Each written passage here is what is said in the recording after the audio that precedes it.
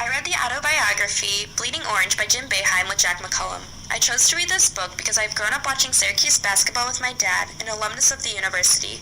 Naturally, when Boeheim released this book in 2014, I was eager to learn about his history and ties at Syracuse, as well as what motivated him to remain loyal to the Orange. Jim Boeheim has won countless coaching awards and is the second most winning NCAA Division I coach with 941 wins, close behind Duke University coach Mike Krzyzewski.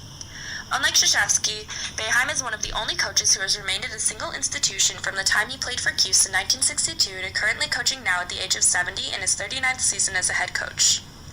The biography is a combination of Boeheim's notes before crucial games during the 2014 season, personal reflections on past players, games, and rivalries, and an in-depth perspective of the tireless efforts, sacrifices, and pleasures of being an NCAA Division I basketball coach. Chronologically, Boeheim shares how he was just a walk-on freshman who could not in a million years predict that he'd still be at Syracuse today. He was nothing too special besides the fact that he roomed with basketball legend Dave Bing. Lo and behold, he found himself assistant coaching and in 1976 gave administration little choice but to hire him as head coach, a position he still holds to this day.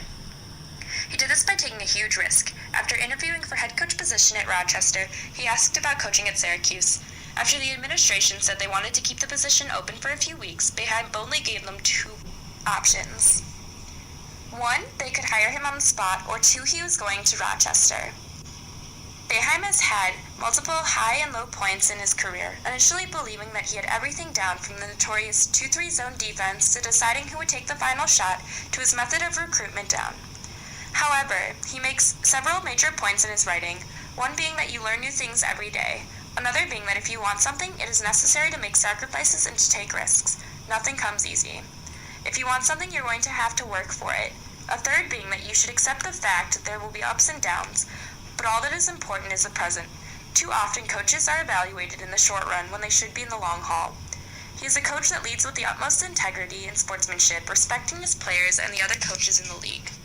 Games such as the final one played in the Manley Fieldhouse before moving to the Carrier Dome in 1980 best exhibit Boeheim's unbreakable drive and ability to continue moving forward.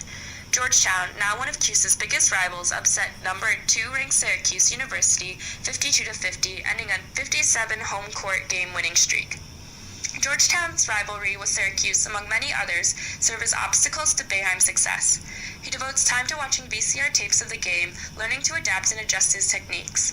He has coached some of the best college basketball players who would later become crucial members on the Orange or go on to play in the NBA, a few being Carmelo Anthony, Derek Coleman, John Wallace, Louis and Bowie, Pearl Washington, Dion Waiters, and most recently, Tyler Ennis.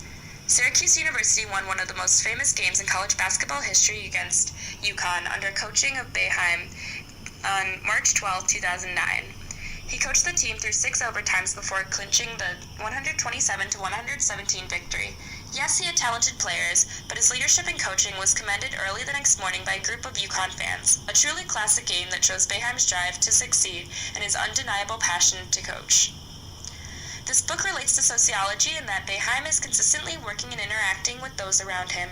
Whether it is his players, his family, or other coaches, Boeheim works to build relationships with people and utilizes those relationships as opportunities to learn, grow, and improve. He plays a major role in society as college basketball has become such a popular part of our culture. Through the good and the bad season, one thing that has always held constant is the large fan base. 35,446 record attendance he has built up with his coaching talents, bold decisions, and all-around charisma, all due to his ability to socialize with the fans and the opponents and become well-known. 3 broad ideas represented in the biography are statuses and roles in social structure, types of social interaction, and agents of socialization. More specifically, Boeheim has earned a highly regarded achieved status as the NCAA Division I basketball coach with the second most wins under his belt. This didn't come effortlessly. It took years of dedication, hard work, ejections, losses, wins, long drives to recruits, and adapting to new settings for Boeheim, who claims he is still learning to coach to this day to get to where he is now. Along with holding an achieved status, Boeheim plays the ever so important role of head coach. With this role comes expectations, which are socially determined behaviors of him. He's expected by the administration and his fan base to Created using Powtoon.